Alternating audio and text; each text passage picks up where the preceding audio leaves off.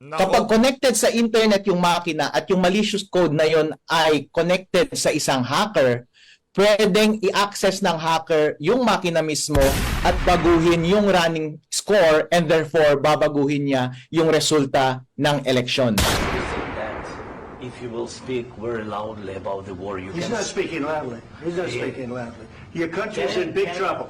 Can I Wait a answer? minute. No, Can you've I done a lot of answer? talking. Your country is in big Sumobra ka na sa daldal, manahimik ka muna. Ako muna magsasalita, kanina ka pa. Kumusta ko kayo lahat dyan mga kababayan? Welcome back sa PH Update. Muli ko tayo nagbabalik sa panibagong reaction video. At dito sa video na to, nako, para sa Malacanang, para dito kay Marcos Jr., panoorin mo itong nangyaring sagutan sa pagitan nitong si Zelensky at itong si US President Donald Trump. Kung ano man napagkasunduan yung dalawa ni Joe Biden, ba mag-isip-isip po kayo? Ha? Kung yung mga napagkasunduan nyo, napaiigtingin nyo ang tension dyan sa West Philippine Sea, panoorin nyo muna itong video na to nitong si US President Donald Trump at nitong si Zelensky. Pero bago ang lahat ng yan mga kababayan, isang like at isang subscribe. Masaya na ho tayo dyan sa mga gusto sumali sa ating community. Yung join button, nandyan lang ho sa baba. Ayun na nga mga kababayan, posibleng asuhan ng Senado kung i-delay ang paglilitis ayon sa ilang law expert. Diba? Naratibo sa House of Representatives, yung mga law expert kung tawagin nila, iisa ho, madaliin na yung impeachment na yan. Bilisan nyo na yan.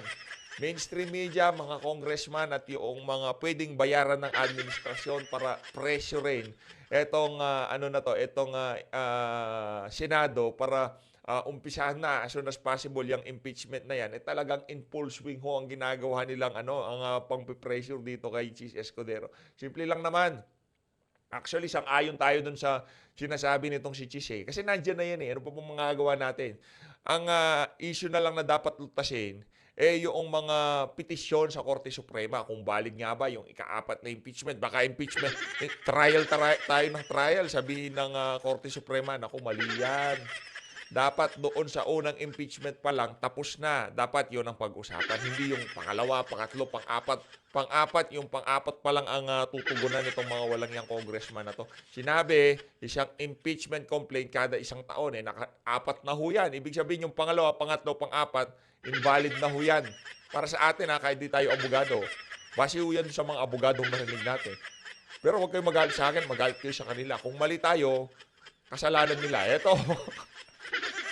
Nakikinig lang naman ho tayo sa mga abogado base dito kay Congressman Rodante Marcoleta. One impeachment complaint kada isang taon sa mga impeachable government official. O nakaisa na, dapat stop na doon. Hindi pwede pangalawa, pangatlo, pang-apat. Wala daw hong ganon. Kaya yaan yung isa sa mga kinwestiyon ng kampo ni BP Sara sa Korte Suprema. Hintayin ho natin ang ating Supreme Court kung ano sasabihin nila dyan. Samantala, umpisahan ho muna natin ang ating talakayan dito kay GM. Nagbabala ang ilang eksperto sa posibleng epekto ng pag-delay sa impeachment trial ni Vice President Sara Duterte. Bukod sa posibleng kaso sa Senado, pinangangabahan din ang paghihimasok ng ibang bansa. Naunang iginit ng Senado na hindi sila pwedeng maglitis ng nakareses. Nakatutok si Tina Panganiban Perez. Sa mungkahing timetable ni Senate President Chis Escudero, sa Hulyo pa sisimula ng impeachment trial ni Vice President Sara Duterte. We are acting on it prudently. We are not rushing, but neither are we delaying. Pero babala ngayon ng ilang eksperto sa konstitusyon. Ang gusto ko kasing mangyari nitong mga expert kuno sa Constitution, kahit walang rules, kung ano man yung mga rules na nandiyan, gamitin na natin, i-impeach na natin si VP Sara. Mga dilawan ho yung mga yan. Yaang si, ang pangalan ito? Yaang si, pangalan ito? Posibleng maharap sa mga kaso ang Senado kung hindi agad simula ng impeachment trial. Nakasaad kasi sa konstitusyon na ang impeachment trial shall forthwith proceed o agad-agad mangyari pagkatanggap ng Senado sa articles of impeachment. I don't agree, but it should be postponed to July. Anong pangalan nito? Si Monsod, asawa ni Winnie Monsod. They violated or did not follow constitutional. Christian Monsod, kesyo isa daw ho siya sa mga framer saligang batas, wala naman doon kasi hindi naman kasi malinaw doon kahit naka-break ang session, fourth week pa rin eh. Oh, 'di ba? Hindi naman nakalagay doon kung meron pa mga petition dapat patapusin muna kung ano man yung mga ano na yan, mga technicalities, mga legalidad o kung ano pa man, wala ho tayong issue diyan. Kung gusto nilang umpisahan as soon as possible kasi lahat yan sasambulat lamang sa mukha ng mga walang yang naghabla na yan kay Vice President. mandate, they're accountable. So someone can file a case against the senator judges? I think so. Simulan nila. Kahit hindi matapos, at least mas sigurado na yung susunod na mga hukom, yung susunod na set of senators will have the duty to continue it. Yun. Isa ho yan mga kababayan sa kinatatakutan nila pagka hindi na umpisahan ngayong 19th Congress, baka isa pa ho yung questionin sa Korte Suprema. Bakit? Inihain sa 19th tapos uumpisahan nyo sa 20th. Ang bapa ng ilan, kung madelay pa ang impeachment trial, baka may bansang makialam para mabago ang opinyon ng mga tao. If they can just capture a Grabe naman yung pag-ano na yan, ha? Hindi naman ho namin kailangan yung ibang mga bansa para baguhin ang pananaw ng ating mga kababayan. Wala pa ngang nakikialam eh. 47% ng mga Pilipino hindi sang-ayon diyan sa impeachment na yan. Ang problema ko kasi para sa mga nasa Luzon, pagka gusto nila, yun na yun. Hindi nila pinakikinggan yung mga nasa Visayas, Mindanao. Ano ho tayo demokrasya tayo. Majority wins. Ngayon, kahit na maiingay yung mga nasa Luzon, kung ang majority sa Visayas at Mindanao ayaw nila, hindi po pwede yun. Ngayon, inaayos na ho nila yung naratibo na kung saan nangingialam yung China. Alam ho natin naratibo nila, no? Nangingialam na ho ang China. Yan ang nga ba problema natin dito, no? 'Di ba? Yung naratibo inaayos na nila kung sakaling mabago man ang pananaw ng mga Pilipino dito sa issue na to. Nakialam. presidential. Diba? Yun ang gusto nilang mangyari dito. Kaya naman, mas marami ho kasi namumulat at mas maraming nakakaintindi ngayong mga panahon na to kung ano nga ba yung ginagawa nila na yan kay VP. Akala nila dati na kung i-impeach, may kasalanan. Ngayon, naliliwanagan yung ating mga kababayan. Ano nga ba mga kasalanan? Diba? O kung linilitis natin tong si VP dahil sa confidential fund, di ba dapat imbestigahan natin lahat ng tumatanggap niyan? Kung confidential pala yan, di ibig sabihin yung pagwaldas nitong si Marcos Jr. ay confidential din. O ba kailangan din natin siyang imbestigahan pagka nagkataon, di ba? Yun o kasi papasok sa utak ng ating mga kababayan. Kumbaga nagkakaroon sila ng pag-unawa dito sa mga usapin na to. Kaya yan hong kinatatakutan nila. Gusto ko kasi nila, sa napakahabang panahon, bobo mga Pilipino. Hindi nila naiintindihan yung mga nangyayari sa ating bansa. Pero dito sa isa na to, naku, malabo na hong mangyari. That will change foreign policy. Diba? That's going to be a very good investment on them. Kung magpasok sila ng ganong kalaking pera, lalo na using social media and AI, and kaya nilang isway yung public opinion. Pero kayang isway ang public opinion? Kayo naman, sir. Kayo naman, oo. Isisway yung malabo naman yung mangyari yan. Kaya nga may trial Diba? Meron ho tayong trial. Doon sa trial, magkakalatagan ng ebidensya. Natatakot ho ba kayo na hindi ganun kalakas ang ebidensya laban dito kay VP Sara? Kahit anong pagsusway-sway natin, kung yung mga ilalatag na ebidensya sa trial, talagang ligwak itong si VP, wala ho tayo, nakatinuturo ka na ni VP, walang yakang kayo, sa edad nyo mo yan, magpahinga na ho kayo. Tignan nyo naman ho yung pagmumukha nyo, ang nyo na. Diba? Pahinga na ho kayo, please. Tigilan nyo na ho yung pagkukupal sa ating bansa. Sara Duterte is known to be, as her father was, close to China. China. Walang yaka, China. Sabi ko na Malayo pa lang basang-basa ko na itong mga walang yang to Ba't ganun no? Bakit? Toxic Filipino mentality talaga, oo. Kakayan dahil isa sa mga parusa sa mga nahahatulang guilty ay habang buhay na ban sa pag-upo sa gobyerno, bukod sa pagkakatanggal sa pwesto. Kung may iba pang gustong habulin sa bise, pwedeng idaan yan sa ibang kaso. Pag once na na-convict na po siya sa impeachment, po pwede naman pong kasuhan sa ombudsman.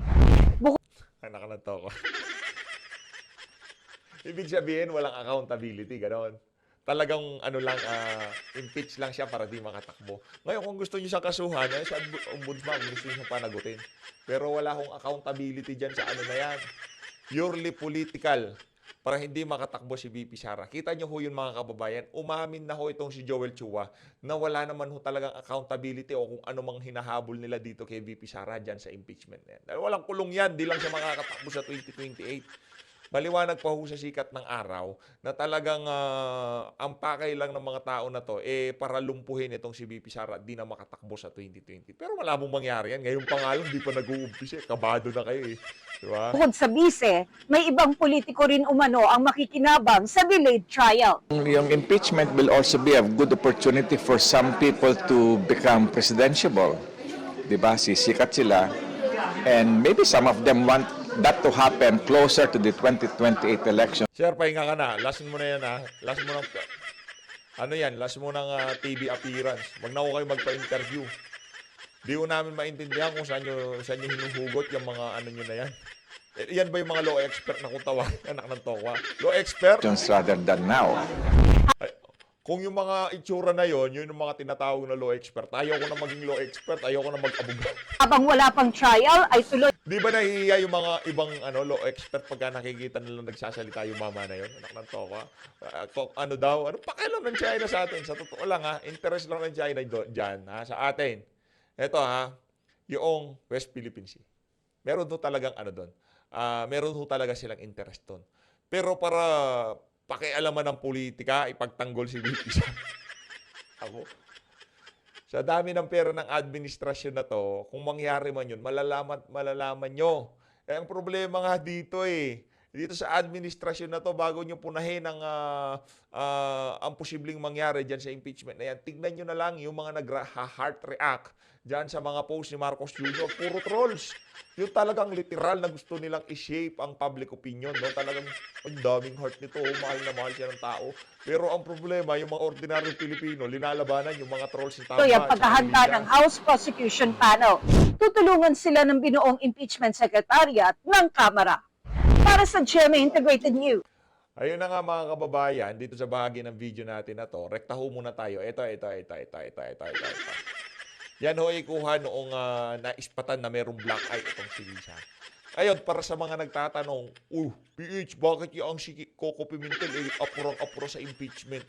Bakit silang dalaw ni Lisa? Yun ho kasi mga kamag-anak nitong dalawang individual na to, dalawang politiko na to, si Risa Hontiveros at nitong si Coco Pimentel, meron hong nakuhang pwesto ang kanilang mga kamag-anak sa pamahalaan sa administrasyon ni Marcos Jr. Ngayon, alam nyo na kung bakit sila yung pinaka-kumbaga vocal dyan sa dyan sa impeachment. Tipong yung mga counterpart nila sa House of Representatives, parang nag-uusap-usap sila Yung narrative nila, bilisan natin, umpisahan natin.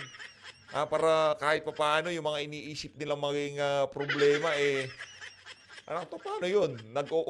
Nag-mag-oath itong mga bago, iuumpisahan itong mga luma, tatapusin. Paano yun? Dalawang beses tayo magpapasukat ng robe, ganun ba yun? Yung mga outgoing tapos yung mga incoming, paano yun? Yung pinaggamitan nitong si Lito Lapid, gagamitin niya ng mga padating, ganun ho ba yun? Marami ho talagang katanungan. Doon pa nga lang tayo sa room, di tayo nagkakasundo Paano naman ho kayo doon sa ibang mga technicalities, yung one impeachment complaint kada taon. Anong ginawa nitong mga tao na to? Diba? Ito mga kababayan, rekta ho tayo dito. Matindi ho ito mga kababayan. No? Matindi ho ito. Game! Attorney, nag-file ng complaint kanina sa Manila Prosecutor's Office ng COMELEC allegedly because of your post on social media, January 24. Nag-demo daw kayo how to hack the ACMs of COMELEC. Anong reaction po ninyo? Well, ang kaso nila sa akin was about that video. In that video, ang pinag-usapan ko ay yung vulnerability ng mga ACM ng COMELEC. Ang point ko was, kapag connected sa internet, yung voting machine before mag-print ng election return, pwedeng dayain yung resulta ng election. Paano? Kasi ganito gumagana ang ating voting machines, parang basketball. Habang bumoboto, may running score. Pero yung running score natin na yun, walang may alam. Malalaman mo lang siya kapag nag-print ng election returns, tapos isi-send ng makina yung resulta doon sa server ng COMELEC. Ngayon, ang problema is kapag yung source code ng makina ay corrupted, merong malicious na code. Kapag connected sa internet yung makina at yung malicious code na yon ay connected sa isang hacker, pwedeng i-access ng hacker yung makina mismo at baguhin yung running score and therefore babaguhin niya yung resulta ng eleksyon. Naku po, yan na nga ba sinasabi natin? Yan ba yung tinutukoy nitong si Congressman Rodante Marcoleta? Lutong suka. Gawang suka. Ang 2025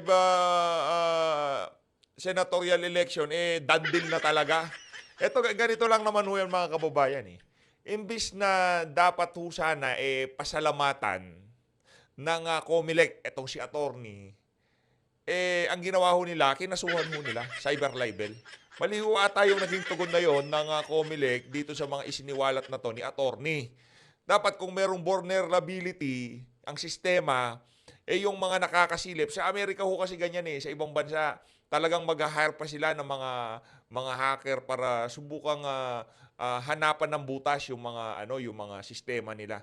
Pero sa atin, meron na nagpresenta, kumbaga nasilipan na ng butas, ayun, kakasuhan ka ng cyber libel. Kaya para doon sa mga makakakita ng problema dito sa 2025 election, yung mga gagamitin nating vote counting machine, mag-isip-isip ho kayo kung magsasalita kayo sa social media, baka makasuhan din ho kayo ng cyber libel. Ako, competent ako magsalita ng ganitong bagay dahil isa akong certified public accountant, maliban sa isang abogado. Nagtrabaho dati ako bilang IT auditor sa Deloitte Philippines, ang #1 na auditor sa buong mundo, Deloitte. Isa akong IT auditor doon. So naiintindihan ko lahat ng information systems at lahat ng mga computer systems na katulad nito. Essentially, kapag meron kang gadget, katulad ng isang voting machine or katulad ng cellphone mo or laptop, try mo siya dalhin sa Green Hills, kahit may password yan. Di ba pwede nilang baguhin yung laman ng laptop mo? Pwede nilang baguhin yung operating system? Ganon din ang pwede nilang gawin sa voting machine. Kahit na sinong tao na may physical access dyan sa voting machine at lumapit ka sa voting machine, pwede mong baguhin yun at mula sa labas, parang walang mali, pero merong potential na vulnerability, yung makina na yon, merong malicious code. At pagdating ng eleksyon, yung malicious code na yon ay pwedeng i-take advantage ng mga hacker para makipag-usap doon sa makina at in real time, bago mag-print ng election return, babaguhin nila yung resulta ng eleksyon. Tinais ko ito as a concern dahil naiintindihan ko kung paano gumana ang mga ganitong bagay-bagay. At pinag-usapan ko ito para makagawa ng punto sa COMELEC na, hey COMELEC, may Parang meron na naman ho tayong nakikitang panibagong Glenn Chong na pasikat na Glenn Chong. Itong Atty. Glenn Chong 2.0 si Atty. Glenn Chong naman, di naman yung eksperto sa pagdating sa IT industry ka nga. Pero itong si Sir, nagtrabaho sa IT to. Alam ho niya kanya sinasabi. Di ko sinasabi, Atty. Glenn, na di mo alam sinasabi mo. Pero sinasabi ho natin dito, imbis na dapat kasuhan, dapat ho sana, intindihin, alamin kung saan nanggagaling itong si attorney. Kaso kasi ng kaso, mahilig kasi mga kaso itong administrasyon na to vulnerability sa ating voting machine, may vulnerability sa rules ninyo. Kasi ang rules ninyo ngayon ay nagsasabi na dapat connected yung voting machine sa internet all throughout the day. Isa lang ang pwede ninyong baguhin dyan sa rules ninyo para maitama itong kahinaan na to. At yun ay, saka mo lang i-connect dapat yung makina sa internet after pag-print ng election return. Para yung print ng election return, yun ay tama na running score at yun din yung isa-send sa server. Napakadali lang, napakasimple. Ginawa ko siya para itama ng COMELEC yung kahinaan ng kanilang sistema. Bakit ayaw nila? Actually, tumutulong ako sa COMELEC. So bakit sila napikon doon sa video ko na yun? Siguro meron silang tinatago. So ang sinasabi niyo ba dun sa video ay ang proseso mismo, how to hack, the ACM and the system of COMELEC? Dinemonstrate ko yung vulnerability, and the way you demonstrate a vulnerability is bilang technical na person, magaling kasi ako mag-code. Marunong ako mag-code, nagko-code ako ng apps at saka mga softwares din. Pinakita ko sa kanila na paano talaga siya gagawin in person. Line by line, code by code, paano siya gagawin sa machine. In principle, wala akong access sa source code, wala akong access sa makina. Hindi ko alam yung ginagamit nilang code, hindi ko alam yung firmware ng makina. Pero ang dinemonstrate ko is yung principle ng vulnerabilities ng computer systems, which is pare-pareho lang sa lahat ng computer systems. Pinakita ko lang na essentially, kapag may access ka sa makina, pwede mong bagihin yung source code. Kahit pina-audit mo pa yan sa independent auditor, yung source code na yun. Pero pagkatalikod ng auditor, secure ba yung makina mula sa physical access? Pagkatalikod ng auditor, kapag may physical access yung tao, pwede niyang lapitan yung makina, meron siyang specialized na connection sa makina, pwede niyang baguhin yung source code anytime between that audit and on election day. Yun lang ang sinasabi ko na vulnerability. Kung mangyari yun, ibig sabihin corrupted yung source code. Wala kang magagawa doon. Mahirap kontrolin yun. Kaya sinabi ko na ang pwede mong gawin dyan para maiwasan mo yung ganong kahinaan is patayin mo na lang yung internet bago mag-print ng election return para kahit may vulnerability yung code, hindi makakausap ng potential hacker yung election machine at hindi niya mababago yung score. Pero ang sabi ng COMELEC, una, yung machine is standalone machine and magta-transmit lang siya ng data after ng closure ng polling precinct at 7 p.m. That is true. Yun ang sabi ng rules. Paano kapag merong malicious code doon sa makina mismo at connection siya sa internet? Siyempre, yung mandaraya, yung hacker, siyempre gagawa siya out of procedures, hindi ba? Pero kapag connected sa internet at corrupted doon, pwede nang nag-uusap yung makina at saka hacker. Kahit na anong instruction, pwede niya nang i-shoot doon sa makina. Kahit sabihin mong dapat, yun ang dapat. Pero kapag compromise na yung source code, ibig sabihin, lahat ng hindi dapat, pwede nang mangyari. Which is yun yung dinemonstrate ko. Kahit ano pa ang ilagay mo dyan sa rules na yan, pero itong vulnerability na ito, hindi mo clinose, ito yung possible na pwedeng gawin. Dinemonstrate ko siya para maintindihan ng COMELEC yung kahinaan ng voting system at sana mai-correct nila. At simple lang siya i-correct. Attorney, how do you plan to address, to answer the complaint against you? Anti-cybercrime crime law ang isinampa pong reklamo sa inyo, and sabi ng COMELEC, magpa-file din sila ng disbarment case and then they will go to the PRC para sa inyong lisensya as CPA. Alright, no problem. Kailangan nating harapin yung mga ganyang mga challenges. Pero dito masusubok yung kalayaan natin bilang mga Pilipino. Ano ba ang gagawin ng gobyerno? Patatahimikin niya ba yung mga tao na nagsasabi ng mga gawain ng gobyerno para itama ang gobyerno? O papakinggan niya sila at itatama yung mga mali? O kaya naman patatahimikin niya tulad ng ginagawa ngayon? Ang suggestion ko sa COMELEC ay, hello COMELEC, freedom of speech ito. Bilang citizen ng Pilipinas, may karapatan akong magsalita at magkomento sa lahat ng transaksyon ng government. At ito lamang ay para itama yung mga kahinaan ng gobyerno, para maging tama. Dapat ang gawin ng COMELEC ay makinig sila at tignan nila sa sarili nila kung anong mali at itama nila. Ngayon, ang hindi dapat nilang gawin ay patahimikin ang tao at abusuhin ang kanilang karapatan na magsalita laban sa ating gobyerno. Dahil fundamental right yan, freedom of speech. Nangyari na yan nung nakaraang mga administrasyon sa iba't ibang bansa. Kaka-celebrate lang natin ng EDSA Revolution. Yung gobyerno na pinapatahimik ang tao na nagsasabi ng katotohanan sa huli ay hindi nananalo. Hindi magiging maganda ang itsura nito sa COMELEC. Hindi magiging maganda ang itsura nito kay Commissioner Garcia. Dapat maging mature siya sa approach, pakinggan niya yung concern, and i-address niya yung concern mismo. Huwag niyang patahimikan yung tao. Kasi kapag ganun ang mangyayari, mukha lang silang guilty. Kapag hindi totoo yung sinasabi ko, let the public judge for themselves. Attorney, last na lamang po, ano kaya kung halimbawa yung gesture po ninyo or yung naging action ninyo, instead of posting on social media, ay nakipag-coordinate kayo sa COMELEC to inform them the vulnerability of the ACMs? Yep, nakipag-usap. Actually, nangyari yung ginawa ko sa social media kasi nag-demo yung COMELEC sa aming bayan. Tumatakbo kasi akong Vice Mayor sa Reyna Mercedes ng Isabela at may demonstration sila ng machines. Bilang expert sa IT, kinausap ko yung mga COMELEC official kung paano talaga gumagana yung mga voting machine. At saka cross-reference ko yun, pinag-aralan ko yung mga procedure ng COMELEC, paano i-handle yung mga voting machine. And dun ko nakita yung vulnerability. Actually, rinaise ko ito sa head ng COMELEC dun sa local namin. Nakausap ko rin yung probinsya ng COMELEC yung provincial head ng COMELEC sa aming probinsya sa Isabela. And you know what, kung anong sagot nila sa atin? Of course, i-expect mo defensive and dismissive. Hindi mo maasahan na sasagot sila. Kapag kakausapin mo yung COMELEC ngayon, sa tingin mo seryosohin nila yung mga hinaing ko sa kanila.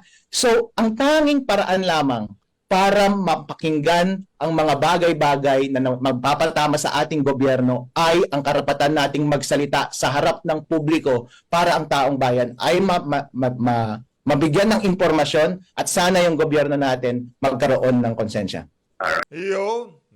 Itong si Atty. Palakpakan ho natin. Napakaganda ng mga yung mga isiniwalat niya. Dapat imbis na batikusin, kasuhan o kung ano pa man ang gustong gawin dito kay Atty. Dapat sana pakinggan ho siya. Palakpakan ho natin itong si Atty. Hindi ho ito Duterte supporter kaso meron dong puntong sinasabi niya. Ano ba naman para tingnan nyo kung meron talagang butas siya ang mga gagamitin nating sistema sa 2025 midterm election. Ngayon naman ho, ito pinakahihintay ng mga kababayan natin. Matindi-tindi ho ito. Sagutan ho nitong si President Trump at nitong si Zelensky. Pakinggan. Ito kay Marcos Jr., makinig ka dito. Naku, ayusin nyo yung mga decision nyo sa buhay kasi itong bagong presidente ng Amerika, walang BS to. Hindi to kagaya nito si Joe Biden, no? Pakinggan natin. Game. Dito na ho tayo sa bandang kalahati. Doon sa magsasalita na sila. Dito. Questions. Okay? Let's start from the beginning. Sure. First of all, during the war, everybody has problems. Even you, but you have nice ocean and don't feel now, but you will feel it in the future. God bless. You don't know that. God bless. You God don't know bless. that. You will not have war. Don't tell us what we're going to feel. We're trying to solve a problem. Don't tell us what we're going to feel. I'm not telling you. Bastos You're in no position to Bastos dictate siya. that. Remember I'm this. not You're in no position to dictate what we're going to feel. We're going to feel very you will good. feel influenced. We're going to feel very I'm good and very telling you. strong. Ito ko kasi si Zelensky, parang ito si Marcos Jr. Pagka hindi nila nakukuha gusto nila, nag-aalboroto sila. Kaya itong ginagawa na to ni Donald Trump dito kay Zelensky, di malayong pagka nagtuloy-tuloy ang ginagawa ng administrasyon diyan sa pagpapatindi ng tensyon diyan sa West Philippine Sea. Pagka iiwan na ho tayo ng Amerika at yung sasabihin nila, wala na ha. Di pwede yan. Ano na lang kayo, mag-usap na lang. Pagkatapos na pulbos yung buong lugar nila, ngayon, na lang, peace talk. Wala, yun ang gagawa natin. Hindi kahit tulungan namin kayo, tulungan kayo ng ibang mga bansa. Hindi. Mapapatagal lang natin dyan, pero doon din ang bagsakan yan. Ganun lang naman gusto mangyari nitong si Trump Mag-usap na, tapusin na natin to kasi nakasaalang-alang ang buong mundo dyan sa mga kabalbalan mo na yan, Zelensky. Parang gano'n Will feel influence. You're right now not in a very good position. You've allowed yourself to be in a very bad position, and he happens to be right From about the it. very beginning of the war. You're not in a good position.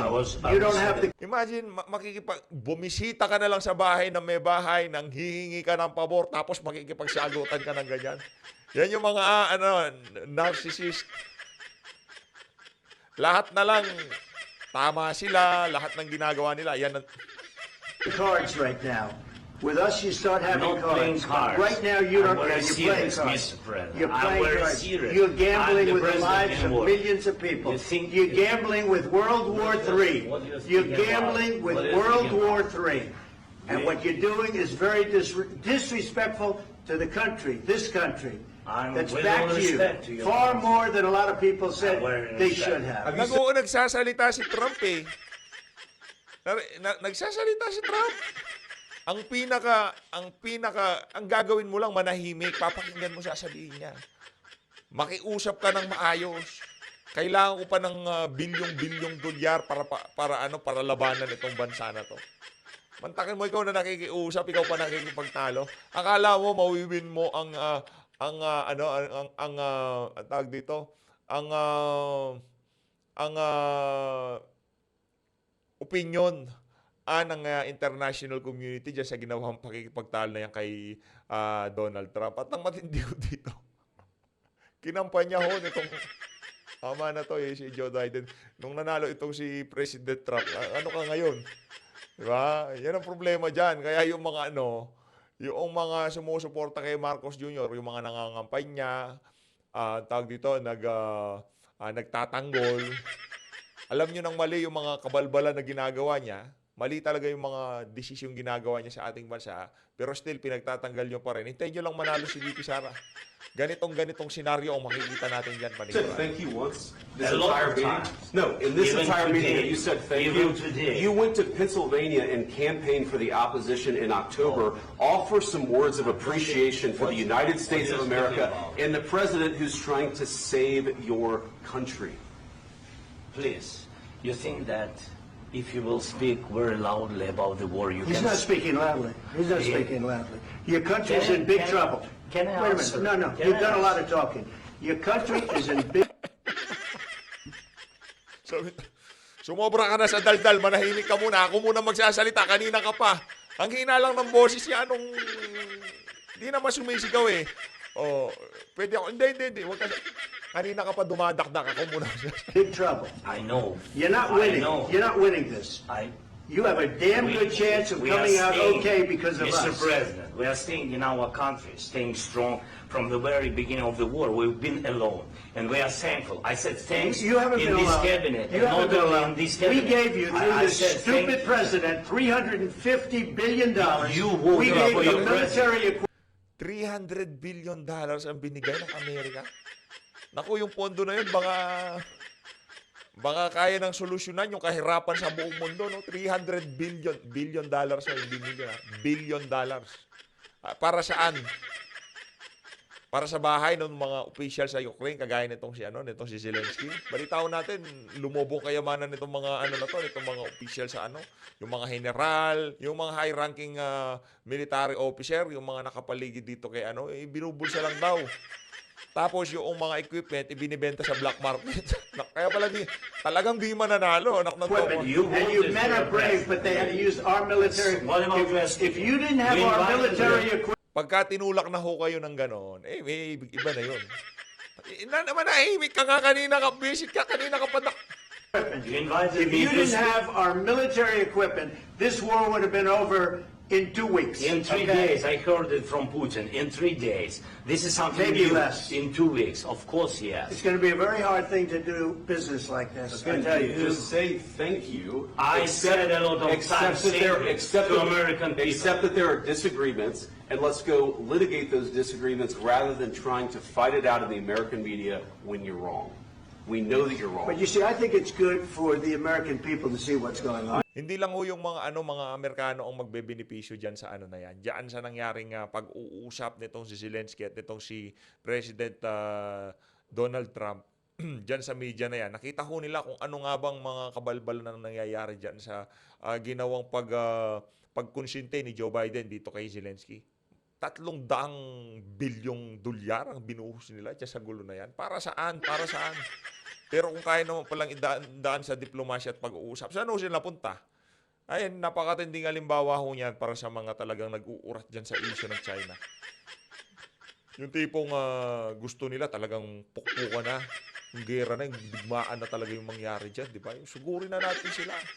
Bandang huli, binigyan na ho ng mahigit 300 bilyon ng Amerika itong Ukraine. Bandang huli, ano hong sinabi nitong si President-elect Donald Trump? Mag-usap na muna, ceasefire tayo. Ayaw pumayag nitong nagpauto ho siya kay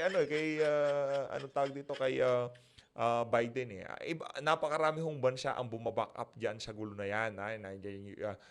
Mga taga-Europa, Amerika, Canada, di ba tinutulungan ho sila pero walang nangyari.